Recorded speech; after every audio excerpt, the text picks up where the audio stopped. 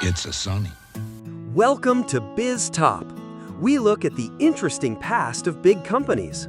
Today, we visit the early days of Sony, a company that changed how people saw products from Japan.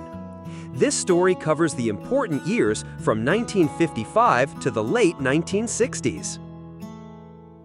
In the 1950s, things made in Japan were often seen as cheap and easily broken. But Sony, a new company, was about to change that idea. A big event in 1955 was when the name Sony officially appeared. The old company name, Tokyo Tsushin Kogyo, was hard for people from other countries to say and remember, and it was even long in Japanese. The name Sony came from two English words, sonus, which is a Latin word for sound, and sunny, which Akio Morita said means cute little child in Japanese. Sony meant a group of young people who were creative, lively, and full of new ideas. It was also a name easy to say in any language, showing a spirit of freedom and open minds. The company officially became Sony Corporation in February 1958. After Sony became the official brand name, Sony wanted to become more known. In 1956, they created a very cute cartoon character called Sony Boy. Sony Boy was used on many products to increase brand fame.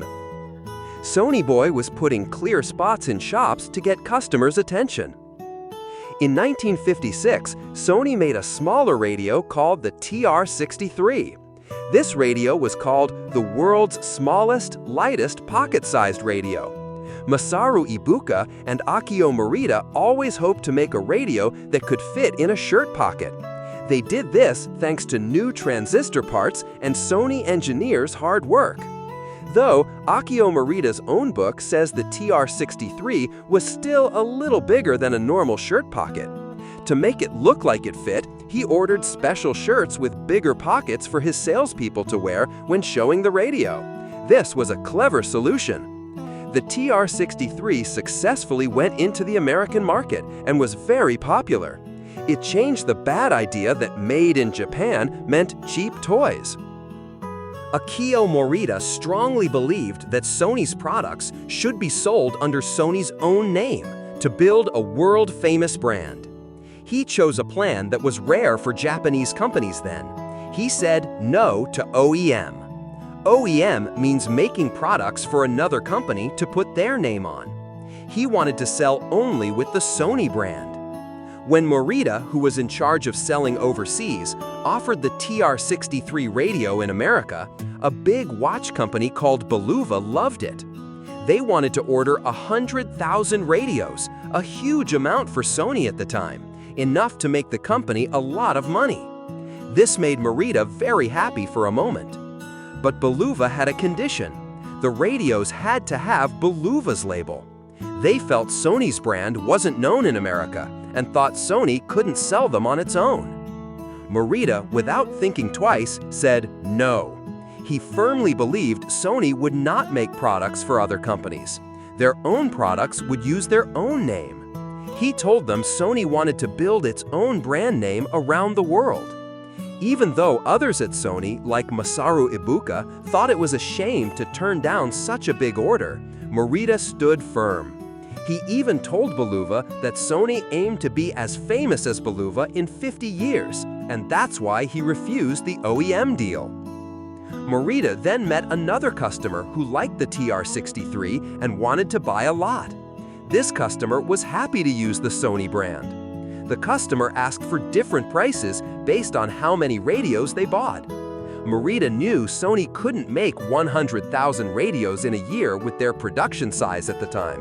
Taking such a big order would mean huge spending and hiring many new workers. This was a big risk for Sony, as a drop in orders later could lead to bankruptcy. So, based on these thoughts, Morita drew a U-shaped curve on the price list. It showed that for 5,000 units, the price was normal. The price per unit then dropped as the order got bigger, until 10,000 units, where it was cheapest.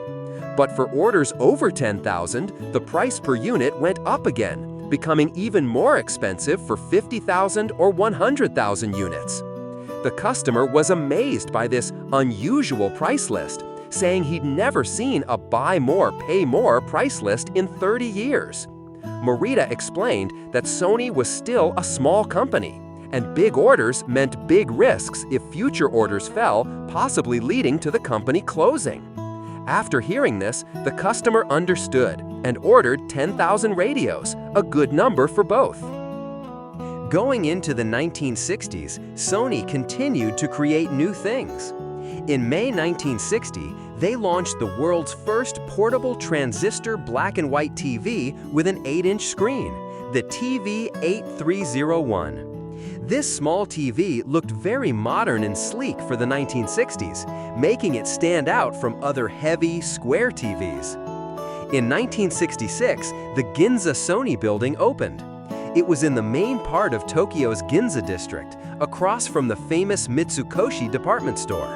The Sony building was used as a showroom for Sony's latest products and to promote Made in Japan to the world. This episode has covered Sony's journey from 1955 to the late 1966. Masaru Ibuka and Akio Morita had big goals from the very start. By the 1960s, Sony was a famous international brand, making many new high-tech products and successfully making Made in Japan mean high quality. Next time, we will look at Sony's most successful days from the 1967. But Sony also made mistakes then, losing important markets. Watch the next episode to find out what those mistakes were.